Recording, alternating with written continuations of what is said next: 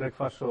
US markets last night trading చివర్లో కొంత profit taking కావచ్చు, స్క్వేర్ అప్ ట్రాన్సాక్షన్స్ తో నష్టాలతో ముగిశాయి. సో ప్రస్తుతం గ్లోబల్ మార్కెట్స్ సైడ్ వేస్ లో ట్రేడ్ అవుతున్నాయి. మన మార్కెట్స్ లో కూడా నిన్న చివర్లో కొంత ప్రాఫిట్ టేకింగ్ జరగడంతో ఒక పాజిటివ్ బయాస్ తో క్లోజ్ అయ్యాయి. మొత్తం మీద సెప్టెంబర్ నెలలో గమనిస్తే ఇండిసెస్ 10 to 11% లాభపడ్డాయి. ఇక F&O ఎక్స్పైరీకి 2 రోజులే మిగిలి ఉండడంతో కొంత ప్రాఫిట్ టేకింగ్ ఇక్కడ కనపడే అవకాశం ఉంది. సో కొంత మనం ఇండిసెస్ పరంగా చూస్తే నష్టాలు మనం చవి చూసే అవకాశం కనిపిస్తుంది. సో ఇక ఇప్పుడు అందరి కళ్ళు అక్టోబర్ నెల మీద ఉన్నాయి.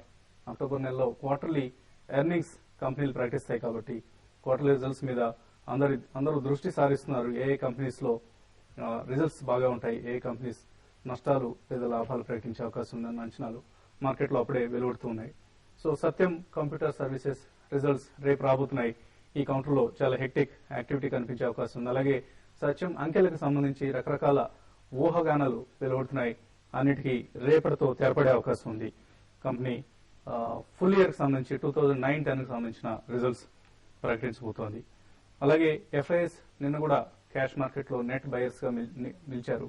అలాగే domestic institutional investors of course sellers గా నిలిచారు. సెక్టర్ వైజ్ గమనిస్తే నిన్న లార్జ్ క్యాప్స్ లో మెటల్ స్టాక్స్ డాలర్ బలహీన పడుతూ ఉండడంతో కమాడిటీస్ స్ట్రాంగ్ గా ట్రేడ్ అవుతున్నాయి. దీంతో మెటల్ స్టాక్స్ నిన్న లాభాలతో క్లోజ్ కావడం మనం గమనించాం. అలాగే రియల్టీ ఇండెక్స్ కూడా 1% పెరిగింది. డిఎల్ఎఫ్, యూనిటెక్ లాంటి స్టాక్స్ లో స్ట్రాంగ్ ప్రాఫిట్స్ గమనించాం. స్టాక్ స్పెసిఫిక్ యాక్షన్ ఎక్కువగా కొనసాగిందని చెప్పుకోవచ్చు.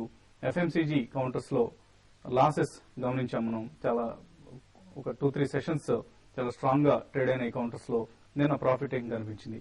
అలాగే స్పెసిఫిక్ స్టాక్స్ లో యాక్షన్ ఎడ్ సర్వ్, జేఎం ఫైనాన్స్ ఇటువంటి స్టాక్స్ లో లాభాలు, అలాగే Delta Corp, Kingfisher airlines వంటి స్టాక్స్ లో నష్టాలు గమనించాం. ఓవరాల్ గా మిక్స్డ్ ట్రెండ్ నిన్న మనం గమనించాం. ఇన్ఫాక్ట్ చాలా పాజిటివ్ గా ఉన్న అడ్వాన్స్ డిక్లైన్స్ రేషియో క్లోజింగ్ సమయానికి 1:1 పరిస్థితికి వచ్చింది. సో దీన్ని బట్టి కొంచెం కూల్ ఆఫ్ అవుతున్నట్లుగా మనం అనుకోవచ్చు మార్కెట్స్ లో ఉన్న రకరకాల స్టాక్స్ లో ఉన్న పొజిషన్స్. అలాగే ఐపీఓ మార్కెట్ చాలా బజింగ్ యాక్టివిటీ గమనిస్తూ ఉన్నాం. ఇవాళ కొన్ని ఇష్యూస్ క్లోజ్ అవుతున్నాయి, అలాగే కొన్ని ఇష్యూస్ ఓపెన్ అవుతున్నాయి. అశోక బిల్డ్ కాన్ ఈ ఇష్యూ ఇవాళ క్లోజ్ అవుతుంది. 297 to 324 చాలా ఎక్స్పెన్సివ్ కనిపిస్తున్న ఇష్యూ. ఈ ఇష్యూని అవాయిడ్ చేయొచ్చు. అలాగే సిటీవీ ఐపీఓ రేపటితో క్లోజ్ అవుతుంది. కేబుల్ ఆపరేటర్ ఎంఎస్ఓ అంటారు, మల్టీ సిస్టమ్ ఆపరేటర్. ఈ కంపెనీ ఇటువంటి ఆపరేషన్స్ ఆగ్రా పట్టణంలో నిర్వహిస్తోంది. చాలా ఎక్కువ ప్రైస్ నిర్ణయించారు, 90 to 100 రూపీస్ ప్రైస్ బ్యాండ్. ఏమాత్రం ఫండమెంటల్ గా ఎటువంటి బలాలు లేని కంపెనీ ఇది. సో సిటీవీ ఇష్యూని అవాయిడ్ చేయండి. అలాగే బెడ్ముతా ఇండస్ట్రీస్, ఇది స్టీల్ వైర్స్ తయారీ కంపెనీ. ఇది కూడా 95 to 102 రూపీస్ తో రేపు ఓపెన్ అవుతుంది. ఈ ఇష్యూని కూడా అవాయిడ్ చేయొచ్చు. లాస్ట్ ఫ్యూ డేస్ లో వచ్చిన ఇష్యూస్ లో టెక్ ప్రో సిస్టమ్స్, కాంటబుల్ రిటైల్, అలాగే విఏటెక్, వాబాగ్ ఈ ఇష్యూస్ లో మాత్రం చాలా స్ట్రాంగ్ రెస్పాన్స్ కూడా కనిపించింది. ఈ ఇష్యూలు కూడా ఫండమెంటల్ గా పటిష్టంగా ఉన్న ఇష్యూస్. సో లిస్టింగ్ సమయంలో వీటి మీద ఒక అన్వేషణ ఉంచాల్సిన అవసరం ఉంది. మార్కెట్స్ పై విశ్లేషణ అందించేందుకు అనలిస్ట్ సుందర్ గారు అలాగే శేష్ గారు సిద్ధంగా ఉన్నారు. సో సుందర్ గారు, ఓవరాల్ గా SDX Nifty flat to slightly negative గా ట్రేడ్ అవుతుంది. సో ఓపెనింగ్ ఎలా ఉంటుంది అనుకుంటున్నారు? ఓపెనింగ్ నా ఉద్దేశం ఇవాళ కొంచెం కన్సాలిడేషన్ ఉంటుంది, ఫ్లాట్ గానే ఉంటుంది. మీరు చెప్పినట్టు ఒక 10 పాయింట్స్ ప్లస్ కానీ 10 పాయింట్స్ మైనస్ లోను ఉండే అవకాశం కనిపిస్తుంది. కాకపోతే టెక్నికల్ చూస్తే షార్ట్ టర్మ్ అంటే నెక్స్ట్ ఒక 3-4 డేస్ కి ఒక చిన్న కన్సాలిడేషన్ వచ్చే ఇండికేషన్స్ కనిపిస్తున్నాయి. ఎందుకంటే నేను ఫస్ట్ టైం చూసాం మనం ఇంచుమించు డేస్ హై దగ్గరే ఓపెన్ అయింది, అలాగే క్లోజింగ్ చూస్తే ఇంచుమించు డేస్ లో దగ్గరే క్లోజ్ అయింది. సో ఇది ఒక మైనర్ రివర్సల్ గా చెప్పుకోవచ్చు డౌన్ సైడ్ కి. బట్ సపోర్ట్ పైన ఉండడంతో పెద్ద ఏం ప్రమాదం కనిపించింది. అలాగే లాస్ట్ టైం చూస్తే కనుక శుక్రవారం నాడు 6000 బ్రేక్అవుట్ అయింది కాబట్టి చాలా రోజులు కన్సాలిడేషన్ అవుతాయి. ఒక టెక్నికల్ గా పుల్ బ్యాక్ కరెక్షన్ మనం చూస్తున్నాం. సో ఇవాళ రేపు నా ఉద్దేశం ఒక 6000 స్థాయి అంటే జస్ట్ ఒక 30 పాయింట్ల కింద కనుక కన్సాలిడేషన్ అయ్యే అవకాశం కనిపిస్తుంది. అలాగే మూడో పాయింట్ చూస్తే కనుక టెక్నికల్ గా ఇంకా కొంచెం కన్సాలిడేషన్, ఎందుకంటే ఓవర్ బాట్ జోన్ కనిపిస్తుంది. సో ఇది కొంచెం అడ్జస్ట్ అవడానికి నా ఉద్దేశం ఒక 3-4 రోజులు పడుతుంది, డెఫినెట్ గా కన్సాలిడేషన్ అవుతుంది. సో ఇక ఇంట్రాడే ట్రేడర్స్ మటుకు 6030 కింద దిగితేనే షార్ట్ ఇంట్రాడేకి షార్ట్ పొజిషన్ తీసుకోవచ్చు. కానీ ఎంబడే 6000 దగ్గర క్లోజ్ చేయడం మంచిది, ఎందుకంటే 6000 చాలా స్ట్రాంగ్ సపోర్ట్. అలాగే 6050 పైన కనుక నిలబడితేనే బై పొజిషన్ తీసుకోండి. సో మార్కెట్ నా ఉద్దేశం 2-3 రోజులు కన్సాలిడేషన్ ఉంటుంది. ఈ కన్సాలిడేషన్ లో కనుక 6000 పైన క్లోజ్ అవుతే కనుక షార్ట్ టర్మ్ పొజిషన్ మటుకు ఆ లెవెల్స్ లో మీరు బై చేయొచ్చు. సో 6000 కింద స్టాప్ లాస్ పెట్టుకోండి. సో కన్సాలిడేషన్ ఉంటుంది అభిప్రాయం. So Shree Renuka sugars board meeting నిర్వహిస్తున్నారు ఇవాళ. రేణుకా షుగర్స్ తో సహా ఆల్ షుగర్ కౌంటర్స్ లో మనం స్ట్రాంగ్ ప్రాఫిట్స్ గమనించాం. నిన్న చాలా స్ట్రాంగ్ గా ట్రేడ్ అయ్యాయి. ఇన్ఫాక్ట్ కొద్దిగా వీకిష్ ట్రెండ్ కనిపించినప్పటికీ కూడా షుగర్ కౌంటర్స్ మాత్రం స్ట్రాంగ్ గా ట్రేడ్ కావడం గమనించాం. సో ఓవరాల్ గా ఇండిసెస్ కొంత కన్సాలిడేట్ అయ్యే పరిస్థితి కనిపిస్తుంది. But mid caps out perform చేసే అవకాశాలు ఎంతవరకు ఉన్నాయి? డెఫినెట్ గా అంటే మిడ్ క్యాప్ లో అయితే అవుట్ పర్ఫార్మ్ చేసే అవకాశం కనపడుతుంది. అయితే ఇక్కడ స్టాక్స్ స్పెసిఫైడ్ మాత్రమే అవుట్ పర్ఫార్మ్ చేసే అవకాశం కనపడుతుంది.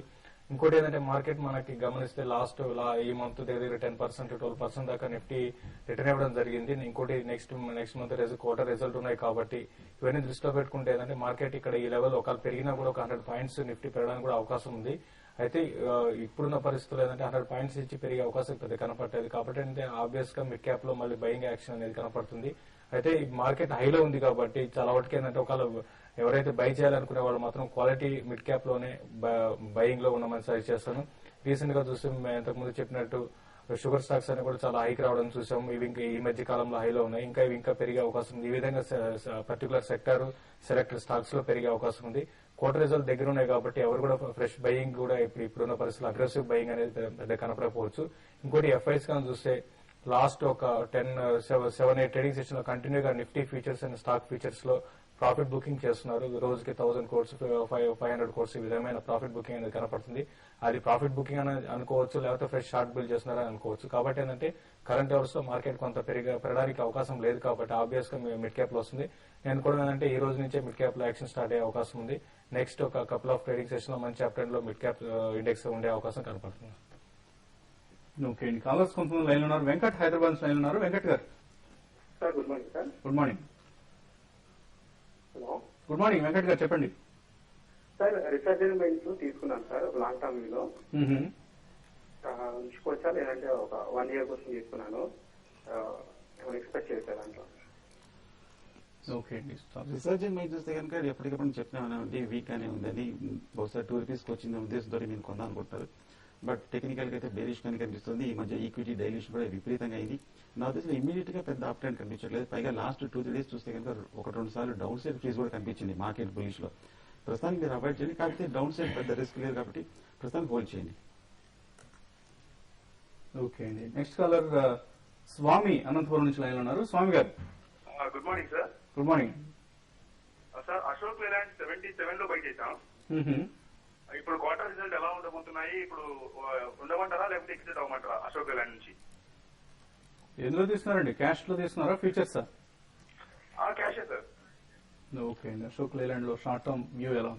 అశోక్ లేలాండ్ అయితే షార్ట్ టర్మ్ కి స్టాక్ అయితే అరౌండ్ 75-76 నుంచి మీరు తీసుకున్న రేట్ నుంచి స్టాక్ కరెక్ట్ కావడం జరిగిందండి. అయితే మీరు క్వార్టర్ రిజల్ట్ దృష్టిలో పెట్టుకొని మీరు అడుగుతున్నారు. క్వార్టర్ రిజల్ట్ అయితే ఈసారి కొంత ఇన్పుట్ కాస్ట్ పెరిగే అవకాశం ఉంది, కొంత మార్జిన్స్ కొంత తగ్గే అవకాశం కనపడుతుంది.